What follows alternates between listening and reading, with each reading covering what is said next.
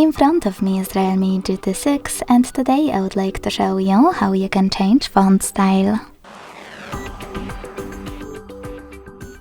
You need to begin by opening Settings and tapping on Display and Brightness. Then scroll down to Access Font and tap on one of those styles. To apply the best one, hit Apply. If you wish to try something more interesting, go back to the same settings and this time select More. Then tap on the best font style for you and hit Apply. So when I go back this time, as you can see, style of my font has changed again.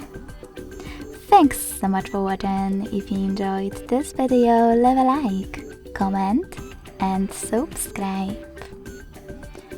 Bye!